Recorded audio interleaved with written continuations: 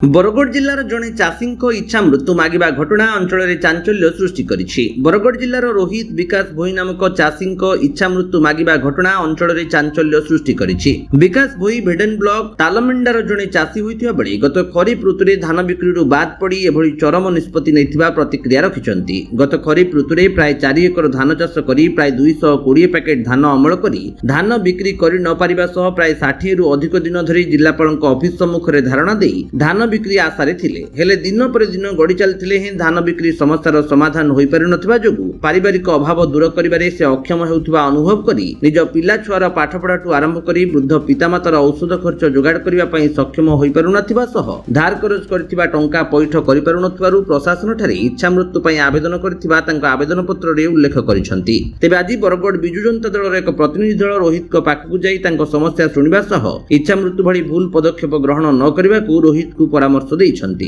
अन्यपटे स्थानीय चाषी शीघ्र सरकार धान बिक्री व्यवस्था ग्रहण करंतु बोली चाषी माने दाबी करिसंती। तालमेंडार गोटे चाषी मुझे गत वर्ष 4 एकड़ में चाष करती से 200 पैकेट 220 पैकेट धान पाई और आज की 6 मास मुझे धान नहीं बिकी पारे। आज के यदि मंडी खुलान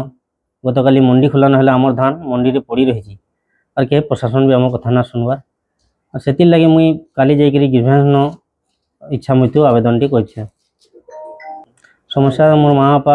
बहुत इटा हेलेन बुढ़ा बुढ़ी हो गलेन और मोर छुआ गुड़े छन मोर छुआ पाठ साठ पढ़ा बहुत असुविधा हो मोर घर चलवार बहुत असुविधा हो मुझे आवेदन करी इच्छा मृत्यु सी कहले कि मुझे धान बिकी ना पारे बोली से कहले और इति निष्पत्तिटा नाई बोले से भी कहले काली कि मुझे निष्पत्ति नवाले बाध्य है जेनटा कि मोर परिवार पूरा भूली गलेन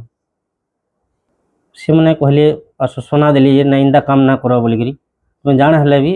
इन इच्छा मृत्यु काम के ना कर बुझे कर जाइए देवेश आचार्य आसते मुझे भी टे ना जानी आसते 2-3 आसते। बरगढ़ गौरव साहू रिपोर्ट विश्व विजयी न्यूज ओडिशा।